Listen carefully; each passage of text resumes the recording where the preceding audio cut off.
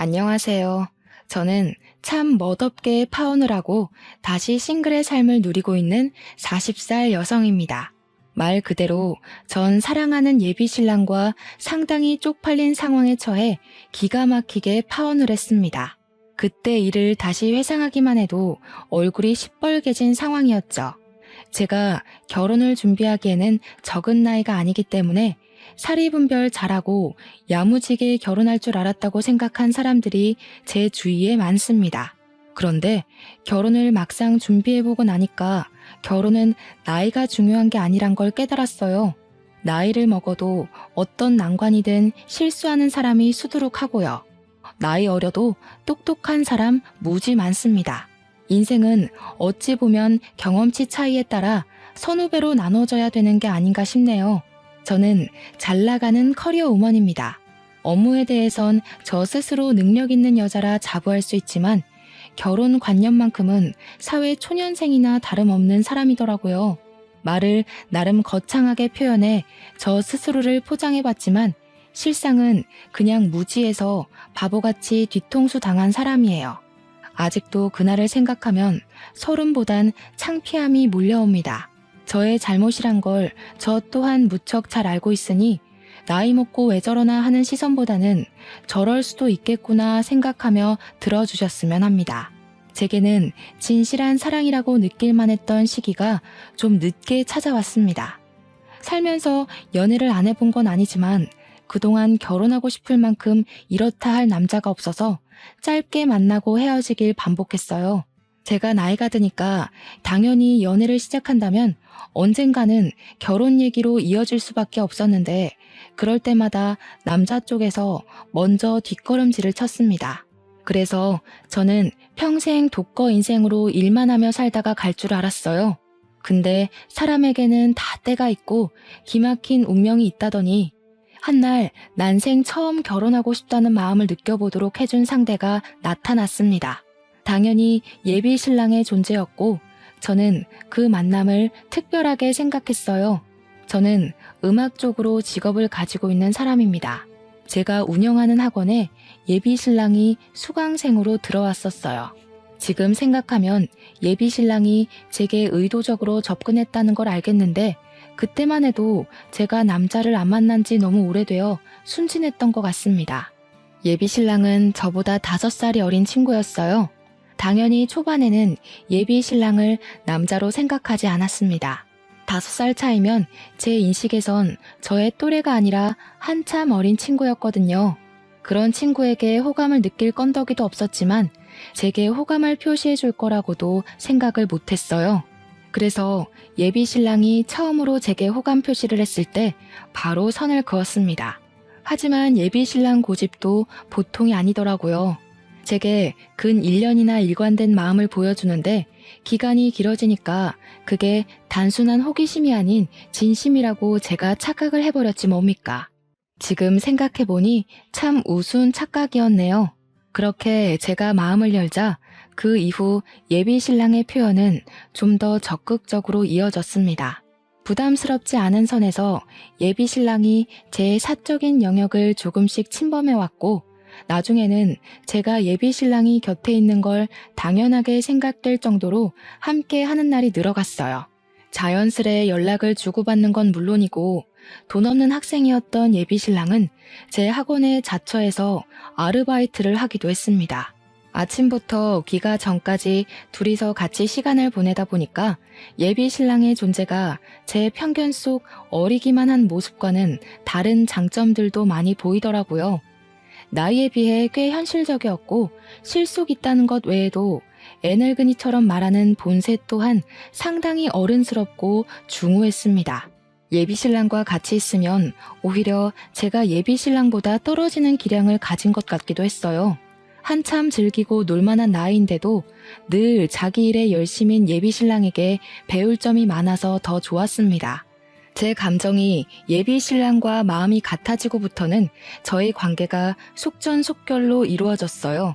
귀엽게도 제 마음이 뭐라고 예비 신랑은 그걸 굉장히 고마워하더라고요. 저희는 연애를 하면서 더 사이가 깊어졌습니다.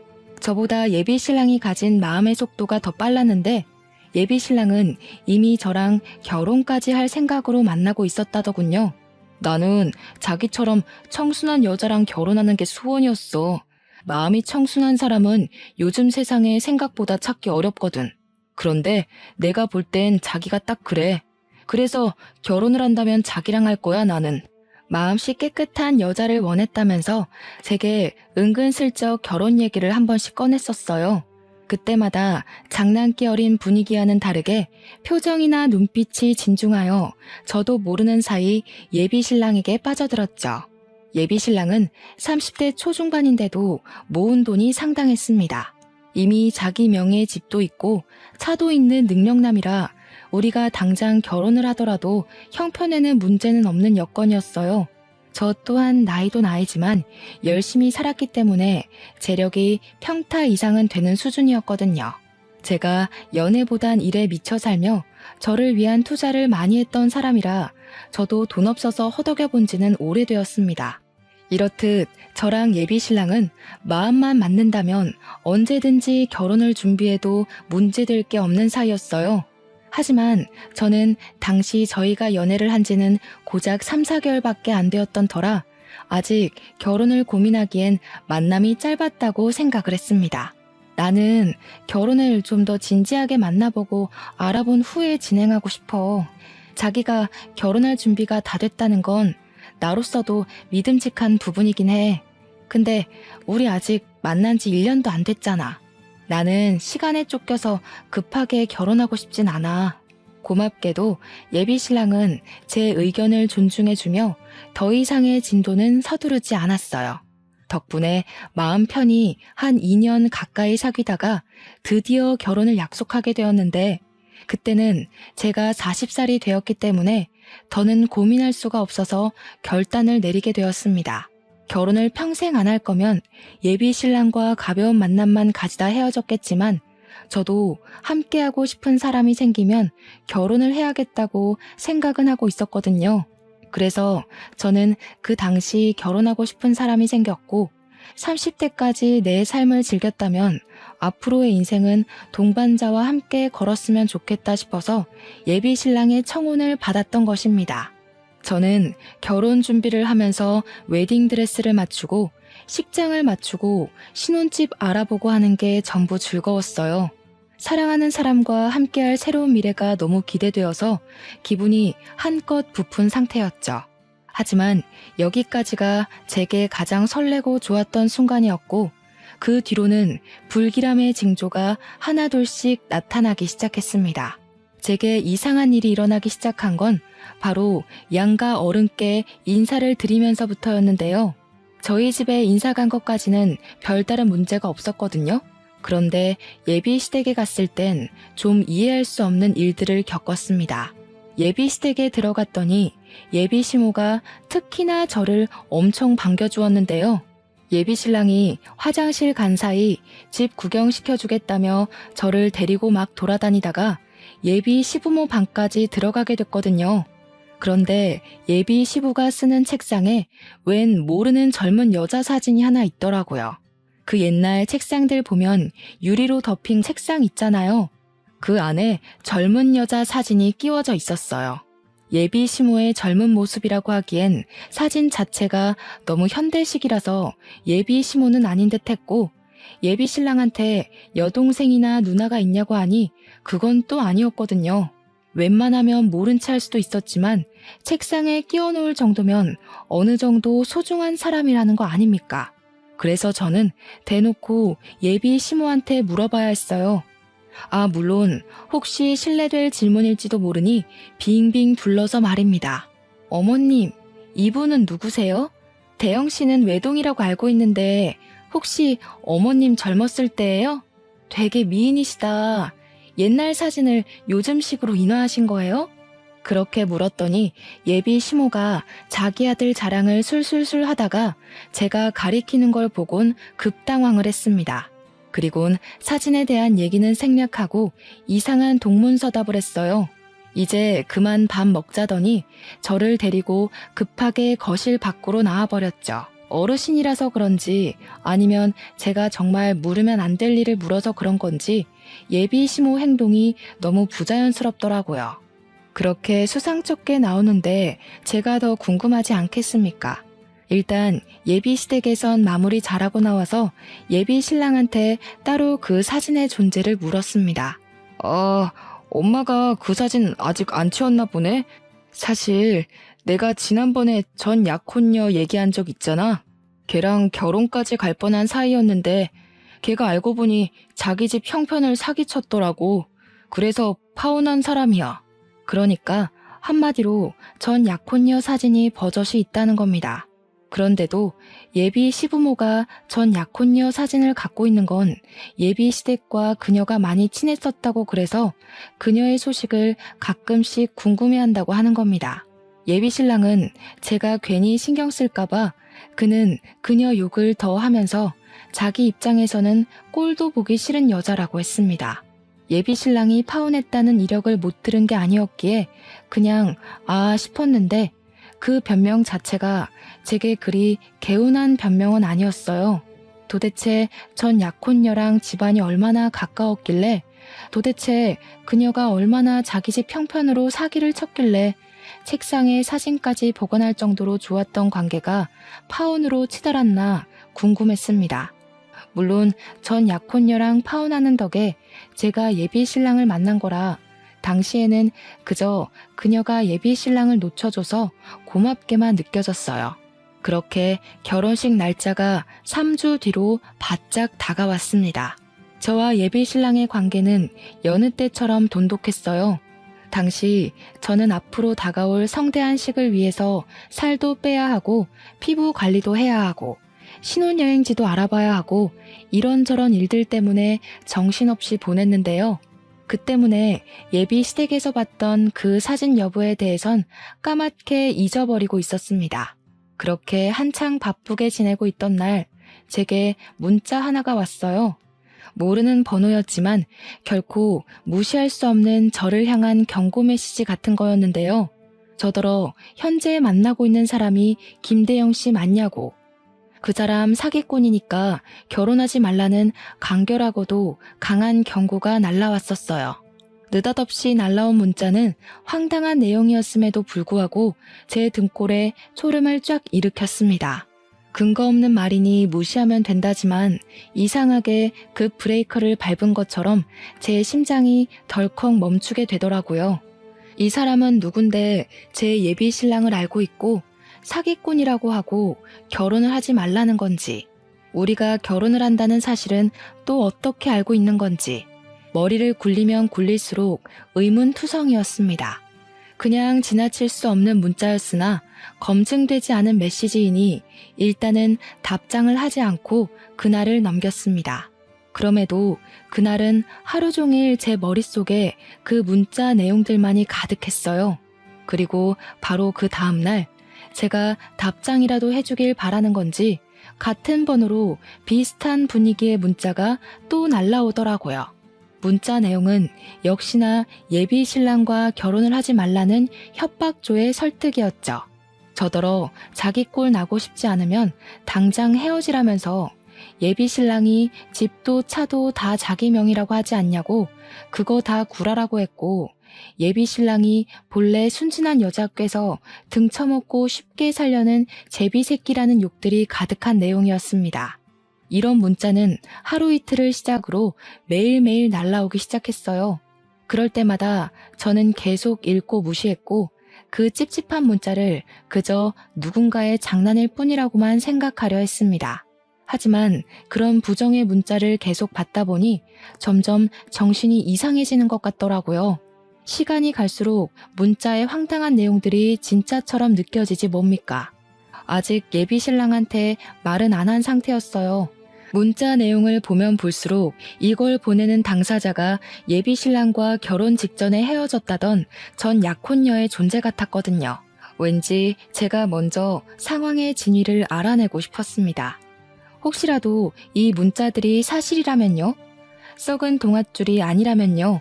당연히 제게 더 소중한 사람의 말을 믿어야겠지만 아마 다들 이런 의문의 메시지를 받는다면 대부분 흔들릴 거라고 생각합니다. 무슨 첩보 영화도 아니고 제가 왜 이런 수상쩍은 메시지를 받으면서 파혼을 협박당하고 있는 건지 당시에는 이것만으로도 충분히 현실적이지 못하다는 생각도 했었어요. 믿어야 되나 말아야 되나 그걸로만 고민한 지 한 2주 정도 되었을 때 저는 더 이상 혼자서 이 사실을 감당 못할 거라고 보고 예비 신랑에게 그간 받았던 문자 내용을 밝히기로 마음을 먹었습니다. 그래도 결혼식을 일주일 앞둔 예비 신부 입장에서 당연히 예비 신랑 쪽을 믿어야겠다는 일말의 신의로 물어본 거였죠. 대체 이 여자는 누군데 자기더러 사기꾼이래? 대꾸 안 하려고 했는데 솔직히 내가 결혼할 남자로 자꾸 이런 소리 들으면 나 좀 불안하거든. 제가 받은 문자를 보자마자 예비 신랑은 사색이 되더니 깜짝 놀라더군요. 그러고는 왜 진작 얘기 안 했냐고 갑자기 성질을 내더라고요. 그러다가 또 혼자 진정해서는 저를 안아주었습니다. 내가 예전에 전 약혼녀 얘기했었지. 걔가 나한테 집안 사기쳐서 파혼했다고 했잖아. 나한테 보복하려고 너 신상캐서 이 짓 하는 것 같은데 당장 차단해. 상대해줄 가치도 없는 여자야. 보복을 무슨 이런 식으로 하는데? 내 번호는 또 어떻게 알아서 이러는 거래? 이거 엄연히 범죄야. 자기도 이 여자가 이러는 거 몰랐을 정도면 이거 경찰에 신고해야 돼. 하는 짓이 정말 스토킹이잖아. 원래 뭐 없는 애들이 더 그리 추잡하게 나오는 거야. 그런 애들은 신고해도 답이 없어. 내가 진짜 알아서 할게. 돈 몇 푼 쥐어주면 더는 안 이럴 거야. 돈 몇 푼을 쥐어주는 것도 제 입장에서는 이해가 되지 않아서 예비 신랑을 말렸습니다. 그냥 신고하면 경찰이 생각보다 깔끔하게 처리해준다고 말했더니 예비 신랑이 절대적으로 자신이 알아서 하겠다는 의사를 보이더라고요. 그렇게 혼자서 갈팡질팡한 태도를 보이던 예비 신랑은 제 휴대폰을 가져가더니 전 약혼녀 번호를 차단했습니다. 이미 그런 행동만으로도 예비 신랑의 존재가 제게는 부자연스럽게 비쳤어요. 하지만 문제는 제게만 오는 문자가 아니었다는 겁니다. 문자는 그저 약과에 불과했는데요. 한날 엄마한테서 전화가 오더라고요. 받았더니 뭐라는 줄 아시나요? 아직도 이 부분은 기가 찹니다. 선주야, 나한테 이상한 문자가 하나 왔다. 어떤 사람이 네 신랑더러 뭣도 가진 것 없는 빈털터리니까 집안 망하기 싫으면 딸 결혼 말리라면서 이상한 소리를 하네. 이게 다 무슨 말이니? 이 문자 받고 네 아빠랑 얼마나 놀랐다고. 이때부터 저는 이게 예산 일이 아니라는 걸 본능적으로 느꼈어요. 그 여자가 도대체 우리 엄마 연락처는 또 어떻게 알아낸 건지 이젠 어처구니가 없더라고요. 저는 일단 엄마를 안심시킨 후에 그 여자를 수신 차단하라고 시켰습니다. 그리곤 예비 신랑한테 제 엄마 사정까지 얘기를 했어요. 우리 엄마 전화번호까지 알아냈어.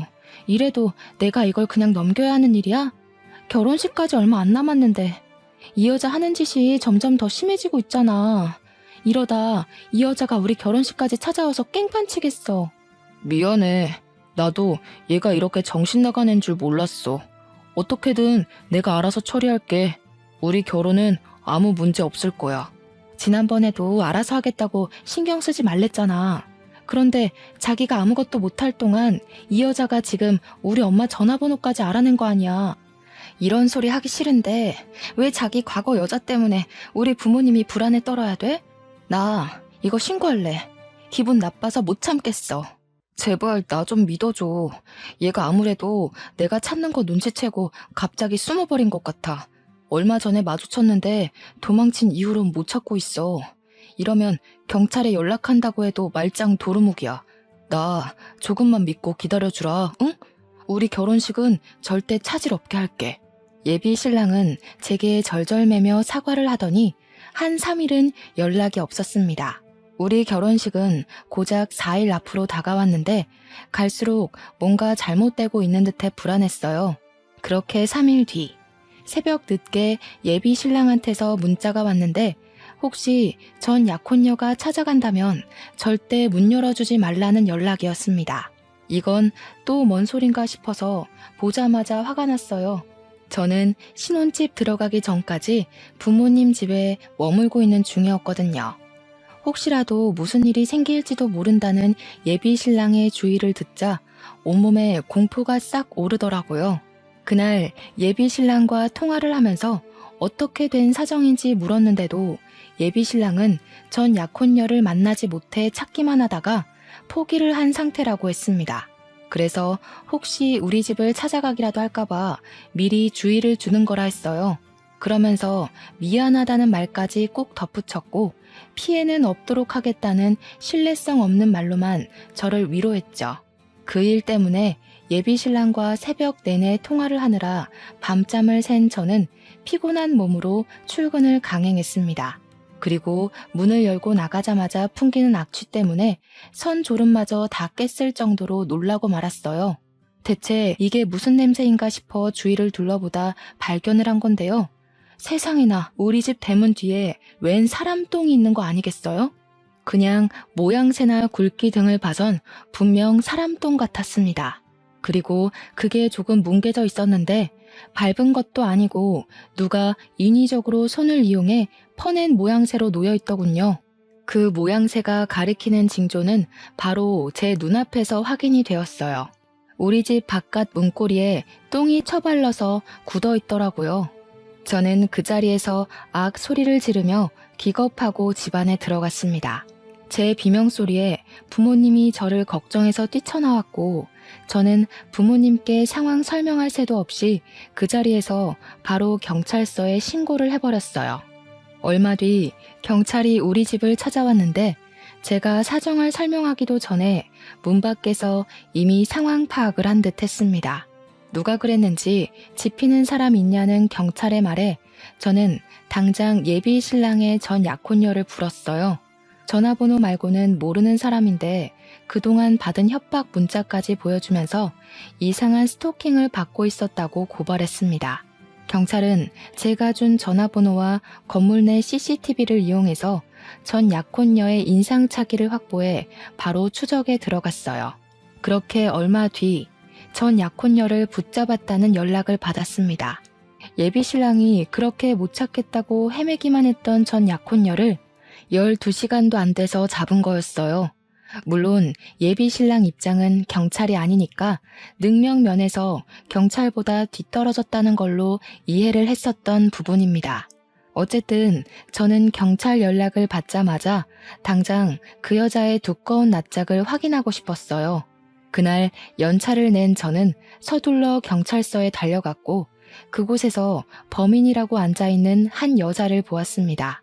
제가 생각한 것과 달리 너무 순하게 생긴 시골 아가씨가 한 명 있었어요. 전혀 나쁜 짓 할 것처럼은 안 생긴 분위기였단 뜻입니다. 그 여자는 자기 죄를 인정하는지 아무런 미동 없이 고개만 숙이고 있었는데 경찰이 그 여자의 신원을 밝혀주지 않았다면 그런 추잡한 짓을 한 여자라고는 생각 못했을 겁니다. 경찰 덕분에 저는 그 여자가 전 약혼녀라는 걸 알았고 바로 그 전 약혼녀를 붙잡고서 그동안 받았던 스트레스를 쏟아냈어요. 도대체 당신 정체가 뭐야? 우리한테 왜 이래요? 이미 대영씨랑 헤어진 사이라면서요. 그쪽이 대영씨한테 사기쳐놓고 왜 대영씨더러 사기꾼이라고 하는 건데요? 이거 엄연히 스토킹이에요. 이럴수록 그쪽만 더러운 꼴 당하는 거 몰라요? 그 인간이 그러던가요? 저보고 사기꾼이라고? 아주 살려고 발버둥을 치고 있구만. 저기요, 정신 똑바로 차리고 믿어야 될 걸 믿으세요. 40살이면 사회생활 좀 하셔서 사람 보는 눈 있을 거 아니에요. 그 인간이 하는 말 중에서 여태껏 확신할 만한 구석이 있었던가요? 전 약혼녀는 순한 얼굴과 다르게 예비 신랑을 비꼬면서 가소롭다는 듯 얘기를 했습니다. 그리고 저는 이 여자의 말을 다시 곱씹을 수밖에 없었어요. 예비 신랑이 하는 말에 확신한 적 있었냐는 전 약혼녀의 도발은 저를 더 불안하게 만들었거든요.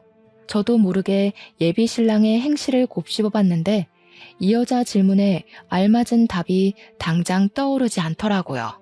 결국 저한테 고맙다고 인사하게 될걸요? 제가 그쪽을 도울 입장으로 이런 흙구덩이에 발을 담그는 건 아니고요. 저도 크게 당한 게 있어서요. 저야말로 그 자식 좀 만나고 싶은데 이 쥐새끼 같은 놈이 보통 날쌘 게 아니네요. 무슨 소리예요? 대영 씨를 만나고 싶다고요? 대영 씨가 당신 찾으려고 얼마나 마음 졸였는데요. 지금도 우리 결혼식 앞두고 당신이 이상한 문자로 협박하는 바람에 혼자서 당신 찾느라 생활도 엉망이 됐다고요. 그 자식이 말은 참 잘하죠. 전생에 진짜 들쥐라도 됐나 봐요. 어쩜 그렇게 쥐구멍을 잘도 찾아서 빠져나가는지.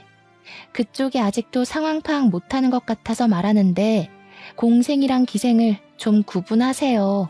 제가 당시 너무 정신없어서 경찰서까지 갔던 상황을 아직 예비 신랑한테 얘기 못하고 있었는데요. 지금 생각해보면 예비 신랑한테 바로 얘기 못했던 게 천만다행이었던 것 같아요. 제게 다소 세게 발언하면서까지 전 약혼녀가 저를 정신 차리게 하려던 건 다 이유가 있었더라고요. 이제부터 밝혀질 전 약혼녀와의 얘기와 그녀가 제게 보여준 증거물은 예비 신랑 때문에 낭떠러지로 떨어질 뻔한 저의 인생을 구제해 주었습니다. 그 새끼 돈 많은 척 다 가진 척 하면서 마음이 청순한 여자가 이상형이라고 안 해요? 너 같은 여자랑 결혼하는 게 꿈이라고 안 하던가요? 그거 다 그 새끼 수법이에요. 이 정도로 뒤구린 인간이면 사정을 잘 몰라도 결혼식을 취소해야 되겠다는 생각 안 들어요? 나 같으면 진이 따지고 말고 할 것 없이 그런 찝찝한 놈 바로 버릴 텐데. 전 약혼녀 입에서 예비 신랑이 제게 했던 고백을 듣는 것만으로도 이미 충격인데 그녀가 하는 말은 더 이상 제가 예비 신랑을 신뢰할 수 없도록 만들었습니다. 예비 신랑이 전 약혼녀한테 접근했던 건 예비 신랑이 전 약혼녀에 대한 사전 조사를 제대로 안 해서 전 약혼녀가 상가 건물 몇 채는 갖고 있는 줄 알고 접근을 했었다네요. 뒤늦게 전 약혼녀에게 몇 억 가치의 건물이 없다는 걸 알고는 가차없이 버렸다고 했어요. 그런데 중요한 건 이런 수법을 당한 여자가 한둘이 아니었다는 겁니다. 전 약혼녀는 자기가 제일 긴 세월간 예비 신랑한테 사기를 당했다가 까였고 자기 부모님 통장을 훔쳐간 예비 신랑을 쫓기 위해서 이를 갈며 예비 신랑의 다른 약혼녀들까지 만나서 고소하기로 마음을 모아왔다고 했어요. 그러면서 제게 보여준 고소 동의란에는 무려 18개의 서명이 기재되어 있었습니다. 그 여자들은 제 눈앞에 있는 전 약혼녀를 빼고는 하나같이 예비 신랑보다 연상이었고 재산이 기본적으로 억대에다 직업은 한 자리 하는 사람들이라고 했어요. 그러니까 전 약혼녀는 예비 신랑의 실패작 같은 부분이었다는 걸로 해석이 되었습니다. 그래서 전 약혼녀와 만난 시간이 아까웠던지 그녀의 부모님 통장에 손을 댔었나 봐요. 모든 걸 세세하게 들었음에도 이건 결국 말뿐이라고만 생각하고 싶었던 게 당시 제 마음이었어요. 소중한 사람에게 당한 배신을 한순간에 믿는다는 거, 그거 정말 어려운 일이거든요.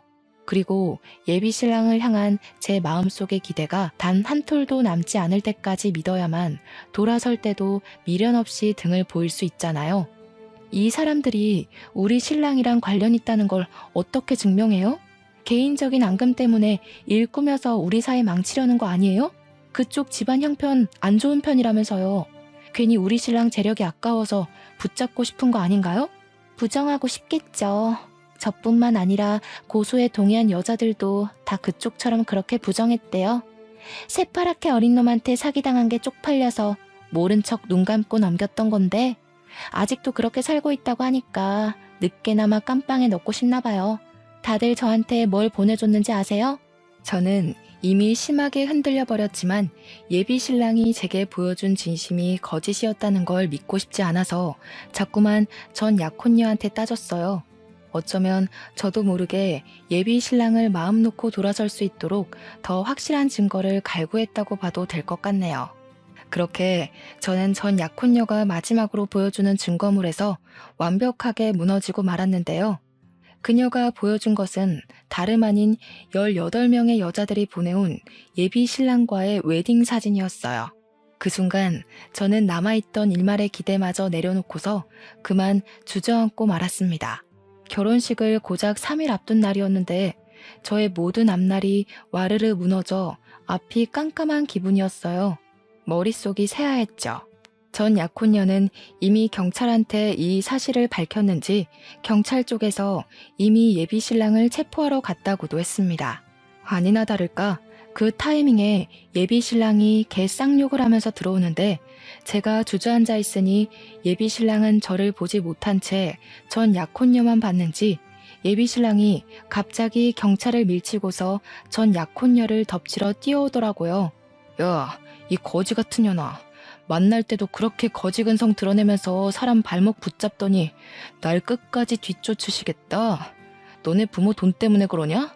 나도 너 만났던 시간 아까워서 보상 좀 받으려고 했던 건데 참 더럽다 더러워. 야, 비렁뱅이 돈 같은 거 안 받을 테니까 들고 꺼져. 더는 내 결혼 방해하기만 해봐. 예비 신랑은 도중에 경찰한테 붙잡히는 바람에 전 약혼녀 가까이는 오지 못했고 그렇게 멀찍이서 소리만 고래고래 질렀습니다. 듣자 하니 전 약혼녀 말대로 이 여자 부모님의 돈을 훔친 것도 맞고 예비 신랑의 말씨가 저급하다는 것도 알겠더라고요. 전 약혼녀를 대하는 태도만 봐도 제가 들은 모든 사실이 루머가 아니라는 것 정도는 눈치챌 수 있었습니다. 충격에 한참 주저앉아만 있던 제가 뒤늦게 자리에서 일어나니까 예비 신랑이 깜짝 놀라서 그대로 다리에 힘이 풀리더라고요. 그 처량한 꼴이 예비 신랑의 실체를 보여주는 것 같아서 더 울분이 터졌습니다. 예비 신랑은 경찰을 바로 뿌리치고 제게 달려왔어요. 자기가 왜 어떻게 여기 있어? 이 여자가 또 뭐라고 한 거지? 둘이 따로 만났던 거야? 이 여자 정신 나갔으니까 내가 연락하지 말라고 했잖아. 예비 신랑은 혼자서 극도로 흥분을 했다가 불안해하면서 금세 제 손을 잡아왔습니다. 이제 보니 이런 오락가락한 태도가 예비 신랑의 특징인 것 같더군요. 화냈다가 바로 꼬리 내리는 짓 말입니다. 뭐가 그렇게 놓치기 아까워서 나한테 끝까지 숨겼니? 네가 나한테 알아서 하겠다고 떵떵거려 놓고 정작 보여준 게 이런 꼴인데 내가 뭘 얼마나 더 믿어줘야 돼? 지금 이 여자가 하는 말보다 네 말이 더 개똥으로 들리는데? 그래, 알아. 그럴 수밖에 없겠지. 나는 저 여자 입노름에 당하고 있는 피해자고 저녀는 가해자니까. 작정하고 얘기를 꾸며온 사람이랑 밑도 끝도 없이 당하는 사람이랑 어떻게 말하는 수준이 같겠어. 예비 신랑은 제 손을 불끈 쥐고서 어떻게든 저의 돌아간 눈빛을 되찾으려고 노력했습니다. 하지만 제 머릿속의 생각은 온전히 한 방향뿐이었어요. 제게 믿음을 갈구하는 이 손으로 예비 신랑이 18명 여자의 뒤통수를 쳤다는 생각에 그저 화가 치밀어 오르기만 했죠. 이제는 저까지 해서 19명을 속인 셈이겠네요. 이 상태로 예비 신랑을 믿기에는 제가 너무 많은 걸 알아버렸고 온갖 정이 다 떨어져서 소름까지 끼쳤으니 예비 신랑한테 돌아가기엔 너무 멀리 와버렸습니다. 저는 예비 신랑의 손길을 바로 뿌리치곤 그대로 귀싸대기를 한데 뒤통수까지 2대를 날렸어요. 야, 이 정신 나간 새끼야. 나는 그래도 너 끝까지 믿으려고 했어. 누가 누구한테 사기를 쳐? 인생이 만만하니? 그렇게 심심했어? 어떻게 18명을 등쳐먹을 수가 있어? 저기요. 왜 다른 여자 말을 믿냐고. 내가 말했잖아. 저 여자 스토커 같은 거야. 나 자기한텐 다 떳떳하다니까. 왜 증명되지도 않은 루머를 믿고 그래? 네가 정상적인 새끼였으면 이런 상황이 꼬이지도 않았겠지. 누나들이 돈 좀 있을 것 같으니까 어떻게든 연상한테 붙어먹으려고 그랬니? 참 좋은 여자들로 잘도 골랐더라. 이런 것도 재주라고 봐주고 눈 감아줘야 되는 거야? 무슨 얘기를 어떻게 꼬아들었는지 모르겠는데 내가 사기친 게 아니라 그 여자들한테 사기를 당한 거라고. 제정신이 아니고서야 어떻게 그 많은 사람들한테 한 놈이 사기를 치겠어. 어느 쪽이 좀 더 실현 가능한 일인지를 잘 판단해 봐야지. 무작정 듣는 대로 믿으면 어떡해. 예비 신랑은 정말 끝까지 잘못을 인정하지 않고 꽁무니를 빼더군요. 도대체 뭘 믿고 경찰서에서까지 발뺌을 하는 건지 놀랍기만 했습니다. 황당했던 저는 전 약혼녀 폰에 있는 18개의 웨딩 사진을 예비 신랑 눈앞에 들이밀었어요. 그러니까 이젠 뭐라고 하는 줄 아십니까? 그 여자들이랑 연애만 했대요. 하지만 사귀는 절대 친정은 없었고 단지 웨딩 사진을 찍기만 하면 관계가 파투났다면서 자기한테 그런 안 좋은 사주 같은 게 신 것 같다는 등의 해명을 하기 시작했습니다. 그 와중에도 저와의 결혼만큼은 밀어붙이고 싶었는지 자기의 파혼 팔자 좀 고쳐달라고 우스운 소리로 매달리지 뭡니까. 네 놈이 사람을 얼마나 호구로 봤는지 모르겠는데 하나 간과한 게 있다. 누나들이 너보다 배운 게 더 많아서 하찮은 제비새끼한테 당한 거 쉬쉬 못 남겨주거든. 돈 없이는 이 세상 못 살 것 같지? 깜빵세계는 등 처먹으면서까지 돈구걸 안 해도 잘 살 수 있는 곳이거든. 너한테 아주 딱인 곳이라서 우리가 친히 처박아 두려고. 감방 존재는 또 무서운지 예비신랑이 시겁해서 무릎까지 꿇었는데요. 찌질하게 질질 짜면서 그제야 진실을 고백하더라고요. 사기친 것도 인정을 했고 저한테 부끄러운 짓을 한 것도 맞는다고요. 그러면서 또 갑자기 자기 집안 형편이 어려운 걸로 동정심을 사려고 하더군요. 그걸 보고 느꼈습니다. 여태 제가 예비신랑을 많이 봐주고 좋게 좋게 넘어가 줬다는 걸요.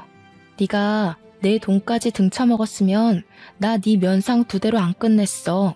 남자 구실하게 내버려 둔 것만으로도 감사해야 될 거다. 네가 우리한테 사정해야 되는 건 살려달란 소리가 아니라 돈 갚을게요. 그래야 되는 거야 이 애새끼야. 이참에 깜빵 가서 인생교육 좀 받다 나와. 이미 경찰 내부의 사람들은 무릎 꿇고 있는 예비신랑을 하찮게 바라보는 분위기였습니다. 거기다 대고 전 약혼녀는 그런 예비신랑 앞에서 그동안 예비신랑이 사기쳤던 연상녀들 이름을 다 읊어주었어요. 변호사 선임비 많이 들겠다고 파이팅 응원을 해줬죠. 정말 제가 다 쪽팔려서 고개를 들기가 힘들었습니다. 저런 사기꾼 하나 알아보지 못하고 그동안 저놈 옆에서 시시덕거리며 보낸 세월이 모조리 창피함으로 남아버렸어요. 요즘 말로 흑역사라고 하나요? 사연 쓰는 곳이 아니었다면 제 지인들 앞에서는 감히 얘기를 꺼내보지도 못했을 정도로 민망했습니다. 그래도 저는 돈을 뺏기지 않아 다행인 셈이었어요. 다른 여자들은 예비 신랑한테 빌려준 돈이 상당하더라고요. 아마 제가 경제관념에서는 다소 냉정한 타입이라 예비 신랑이 은근슬쩍 보냈던 시그널을 못 알아챈 것일 수도 있습니다. 어쩌면 예비 신랑이 제게 돈을 뜯어가지 못해서 저와 결혼까지 진행하려고 했을 수도 있겠네요. 이래나 저래나 저는 운 좋게 나름대로 피해자 신세를 면했잖아요. 전 약혼녀들의 존재는 저를 공포스럽게 만들었지만 그들 덕분에 인생을 구제받은 셈이니 저는 예비 신랑 고소하는 데는 힘을 보태주기로 했어요. 다시는 이딴 사기꾼 새끼가 사람 마음 가지고 돈을 해먹는 일이 없도록 SNS에 신상까지 까발렸습니다. 저뿐만 아니라 18명 여자들도 전부 도움을 보태주는 덕에 예비 신랑 얼굴을 알리는 건 순식간이었어요. 그리고 전 약혼녀는 저희 집에 똥 처바른 처벌을 따로 받게 되었는데요. 제가 그것만큼은 도무지 이해가 안 돼서 대체 왜 그랬냐고 다시 한 번 더 물었습니다. 그러니 전 약혼녀가 하는 말이 저한테 강하게 충격을 주지 않으면 또 예비 신랑한테 끔뻑 속는 피해자가 생길 것 같아서였다고 해요. 당연히 사람 똥은 아니고 개똥을 모아서 만들어 놓은 거라고 했습니다. 전 약혼녀는 뒤늦게나마 제게 진심으로 사과를 했어요.